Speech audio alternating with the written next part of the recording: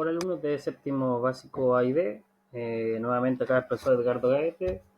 Estamos en la clase de historia número 4. Recordar mi correo que está ahí, ¿cierto? Ya escrito, lo he mencionado bastantes veces, y mi teléfono para que puedas entregarme, ¿cierto? De forma virtual, ya sea por WhatsApp o por correo electrónico, lo que prefieras, mediante una foto, ¿cierto? O escaneo de la imagen de la guía o tu cuaderno, la respuesta a tus actividades que has realizado para yo poder revisar y retroalimentar tu aprendizaje.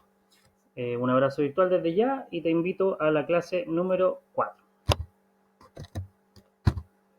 Comencemos. La clase 4 tiene que ver con las primeras civilizaciones y es el cuarto eje temático o la cuarta parte fundamental de nuestra unidad. Recordad que de la clase 5 vamos a empezar a profundizar en cada uno de estos cuatro grandes temas de la unidad número 1. De inmediato la guía nos lleva a una pequeña lectura con la cual vamos a trabajar de inmediato. Dice las primeras civilizaciones. Las primeras civilizaciones surgieron a través de procesos similares, que sin embargo se desarrollaron en distintos lugares y tiempos. Entre ellas cabe destacar las civilizaciones sumeria, egipcia, china, india, minoica, fenicia, olmeca, chavín, entre otras. Bueno, después de esta introducción, de inmediato nos vamos al trabajo. Se nos presenta un mapa del mundo, ¿cierto? Tipo planiferio, en el cual hay 8 números que están dispuestos en gran mayoría, si te fijas, en el continente europeo, asiático, uno en el continente africano, ya, y 2 en el continente americano. Con esto nos están indicando de que cada uno de estos números representa una civilización, ya, que lo que debemos hacer es traspasar estos números al siguiente cuadro. O sea, tendríamos que ver qué número es la cultura chavín o la civilización chavín, y qué número es la civilización china, y qué número corresponde a Egipto, a Fenicia, a India, Mesopotamia, a la civilización minoica y a la civilización olmeca. Ya, para ello, como obviamente no vamos a estar adivinando, tienes que utilizar la página 50 del texto del estudiante. Ya si te fijas, mira, yo lo coloqué bien en pequeñito para que vayas a la página y no abuses de los recursos digitales.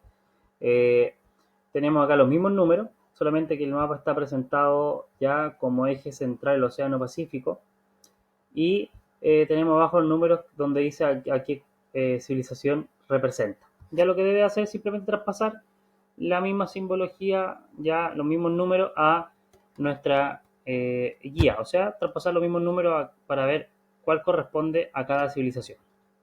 Luego de hecho eso, nos vamos con la segunda actividad de esta guía.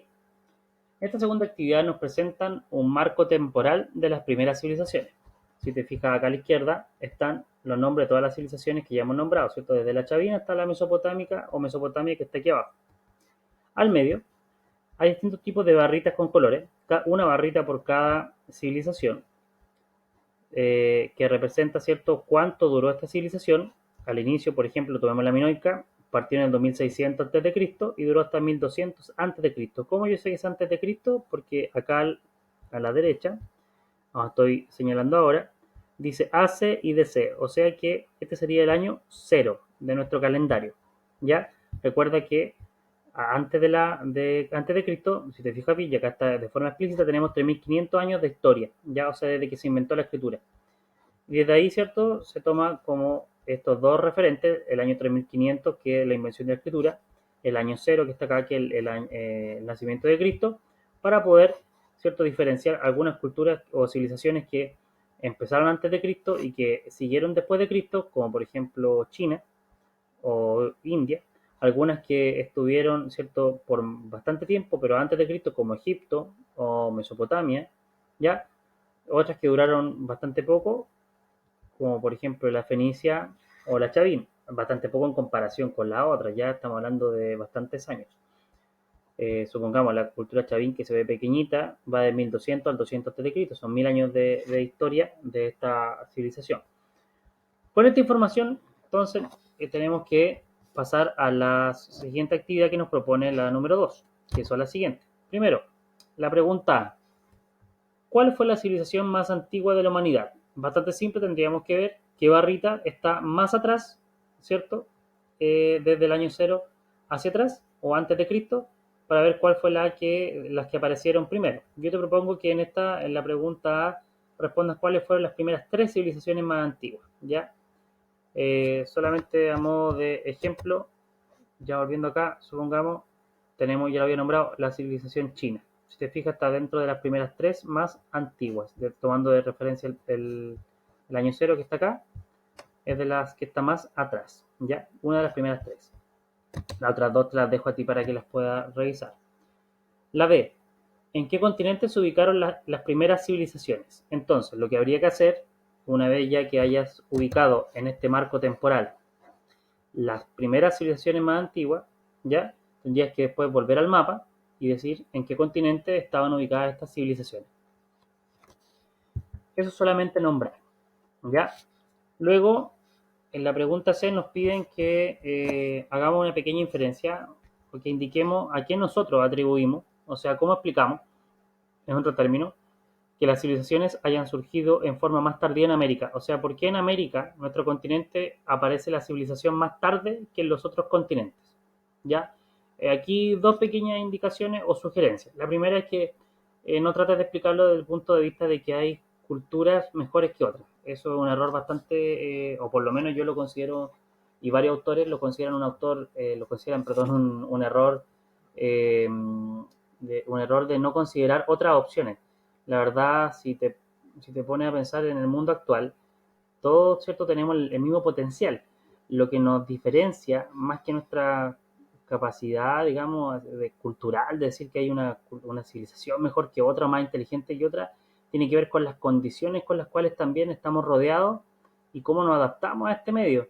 Eh, yo soy de la idea en esta de que trates de explicarlo de la siguiente forma.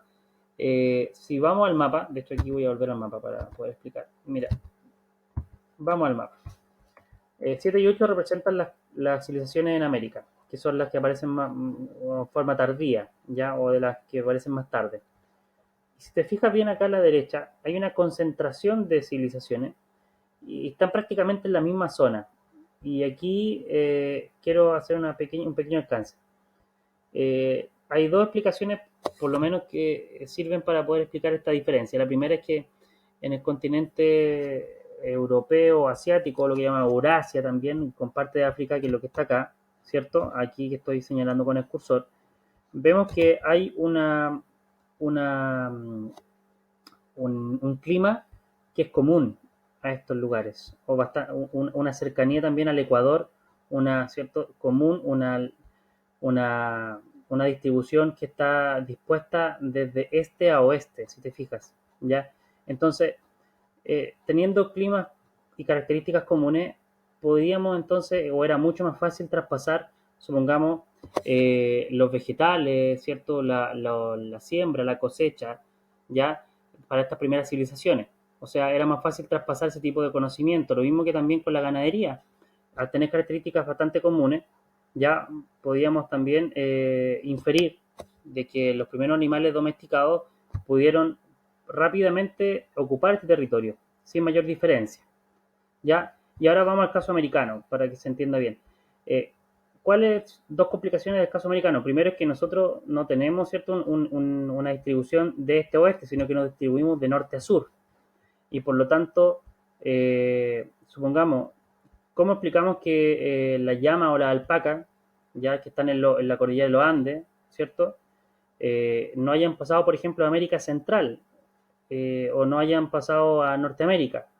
Y una de las explicaciones es que nosotros, bueno, los animales o nosotros, al trasladarnos de norte a sur, vemos un cambio climático inmediato y por lo tanto es más difícil que nuestras especies, tanto vegetales como nuestras especies también de domesticación, que son súper vitales para que aparezca la civilización, ¿cierto? Eh, es más difícil que se adapten en este traslado de norte a sur. Y tiene que ver con la disposición, ¿cierto?, geográfica o territorial que tienen nuestros continentes. Ya, por ahí más o menos, para que trates de explicarlo, la verdad me interesa mucho que tu explicación, ya, trata de basarte en eso y como te decía, uno de los errores comunes en este tipo de inferencia es decir que a lo mejor la civilización mesopotámica o egipcia porque hizo una pirámide, ¿cierto? Es mucho mejor que otra. Creo que ahí hay que tratar de explicar de otro punto de vista, no de lo que hicieron, sino del entorno que tenían y de las facilidades que a veces ese entorno le dio a algunas civilizaciones por sobre otras. ¿Ya? La pregunta D, después de observar la línea de tiempo, me dice, ¿cuáles de las antiguas civilizaciones permanecen hasta la actualidad? ¿Ya? Y ahí la verdad, no te voy a decir el nombre, pero es cosa de ver cuáles traspasan el año cero y cuáles llegan hasta acá, donde dice, ¿cierto? Mira, acá a la derecha abajo, actualidad, hasta el día de hoy. Aquí están las dos, ¿cierto? Tú ahí tienes que buscar a qué civilización corresponde y aparte agregar a qué atribuye ese fenómeno, a qué crees tú que se debe que esas civilizaciones existen hasta el día de hoy, ¿ya? Porque hay otras que también existieron, pero fueron absorbidas por otras o simplemente ya no existen con ese nombre o con ese o son parte de otra cultura, ¿ya? O sea, ahí donde me gustaría también que trataras de explicar cómo fue que estas dos civilizaciones parten, ¿cierto?, en el año que está señalado ahí y llegan hasta ahora, ¿cierto?, existiendo prácticamente de forma ininterrumpida. ¿Cómo podríamos explicar eso? Luego nos vamos a la actividad número 3, donde se me presentan 4 mapas. Yo te recomiendo que si tú lo imprimiste en blanco y negro, trata de ocupar esta imagen, ya, o bien la guía también está en digital para que la revises, porque el color en esta actividad es vital, es importante para poder explicar y responder lo que nos van a pedir. Ya arriba tenemos, ¿cierto? Eh, Tenemos un mapa de tipo físico, ya si te fijas bien, con colores verdes, cafés, ya, amarillento también ahí, y cierto, líneas celestes, perdón, líneas azules que representan los ríos, ya, súper simple. Lo verde es, lo verde, lo café representa la altitud. Mientras más verde es menos alto, ya, mientras más café oscuro es mayor altitud, ya. Abajo nos presentan cierto otro tipo de mapa con otro tipo de información que tiene que ver en este caso con el clima. Y esta información viene también en colores. Cada color tiene un tipo de clima, o sea, cada clima tiene un color, ¿ya? Y acá, por ejemplo, en este mapa que está abajo a la izquierda, si te fijas bien, se nos señala cuál es el clima de esta zona. Y como te decía en la respuesta anterior, te puedes fijar de inmediato que el clima es árido o seco, ¿ya? Con algunos climas templados, ¿cierto?, que lo rodean. ¿Ya? Y aquí al lado derecho vemos también una mancha de color, bueno, no es mancha, está señalado, ¿cierto?, una zona, ¿ya? Una zona de color rosa o rosado acá, que nos está indicando, ¿cierto?, un sector que tiene características más o menos en común y donde aparecieron varias civilizaciones de las que hemos trabajado. Bueno, vamos a las consultas. Para hacer esto igual, mira, puedes ayudarte de la página 52 y 53 del texto del estudiante.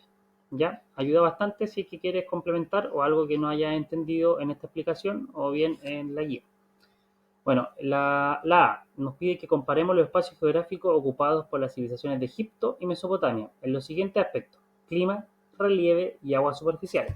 Vamos entonces, volvamos a la imagen, ¿cierto? Egipto, acá lo tenemos, ¿cierto? Río Nilo presente, lo estoy moviendo acá con el cursor. Río Nilo, Mesopotamia, estaría ubicado acá entre los ríos Tigris y Éufrates. ¿Ya? Partamos por la primera variable, clima. Si vamos abajo, acá estaría Egipto. Y acá estaría, ¿cierto? Donde está el Golfo Pérsico, un poquito más arriba estaría Mesopotamia. ¿Ya? Si te fijas, las dos tienen un clima árido o seco, pero con presencia de algunas características, ¿cierto? O cercanía a climas templados, ya sea por la presencia del mar, que tú lo ves acá, en este caso el mar Mediterráneo, en el caso del Nilo, o por la presencia, ¿cierto? En este caso donde dice Golfo Pérsico, también de el mar en el caso mesopotámico. A ver, lo primero, en los dos casos hay que destacar que tenemos también presencia de eh, microclima influido también por la presencia de los ríos, que son las masas de agua, y nos metimos al tiro en relieve y masas de agua. Si hablamos de relieve, los dos están rodeados por desiertos, ¿cierto? Que hay poca agua, ¿cierto? En el desierto no se da mucho la biodiversidad, no hay vida, ¿cierto? Y es difícil que podamos desarrollar una civilización solamente con desierto. Lo mismo nos pasa tanto en el caso de Egipto como en el caso de Mesopotamia. ¿Cómo lo explicamos? La presencia de los ríos. Pues los ríos permiten que, a pesar de que tenemos un relieve adverso, un relieve que no es tan bueno, ¿cierto? Por la presencia del desierto, algunos montes, en el caso también mesopotámico, eh, la presencia del río permite cambiar esta realidad y, cierto, generar una biodiversidad distinta. El río, pues, recuerda que aporta agua, agua superficial y aporta agua para beber, no solamente para los seres humanos, también para los animales. El río trae consigo minerales que permiten favorecer la actividad agrícola y por lo tanto esta mezcla de elementos va a permitir entonces establecer que al comparar ambos dos, tenemos algunas semejanzas y diferencias. Ya semejanza, clima, semejanza, la presencia de los ríos, del agua superficial.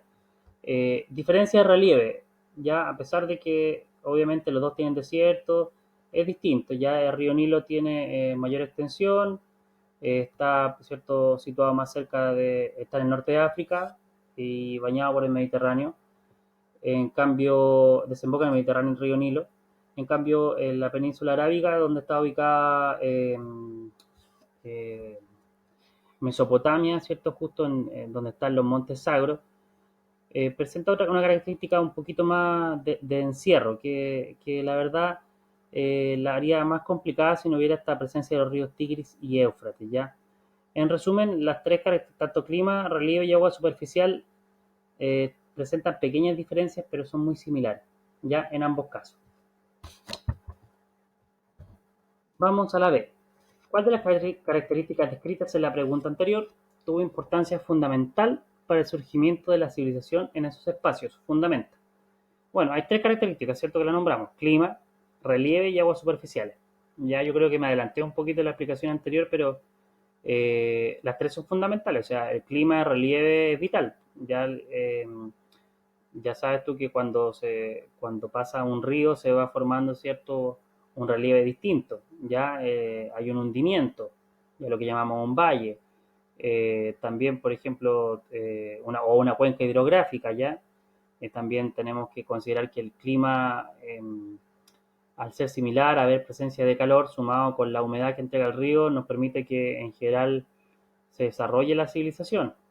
Y el relieve, obviamente, como lo mencionábamos, funciona como un catalizador también, en el sentido de que colabora junto con estas dos características para que se forme la civilización. ¿Por qué? Porque obviamente como nadie se va a ir al desierto y todos nos vamos a concentrar cerca de los ríos, se forma una densidad poblacional. Ya lo que junta estas tres cosas sería el agua superficial, ya que sin caer en un determinismo geográfico, ya porque hay civilizaciones que no se desarrollaron necesariamente al lado de un río, ya o al lado de una masa de agua, sí tenemos que el agua superficial es vital e importante en este caso. O sea, tanto en Egipto como en Mesopotamia es la que permite dar el salto, ¿cierto? Dar el salto para que la civilización se asiente, se quede en ese lugar y permita adaptarse y superar las diferencias, ¿cierto? Que entregaba tanto relieve como el clima, ¿ya? La pregunta C. ¿A qué atribuyes que la zona ocupada por Egipto y Mesopotamia se la conozca como la fértil media luna? Y creo que va con lo mismo. Mira, vamos con la imagen. Esto es las cuatro imágenes, la que está abajo a la derecha.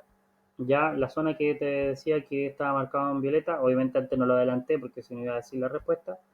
Primero, si te fijas, tiene una forma, mira, de media luna. ¿Ya?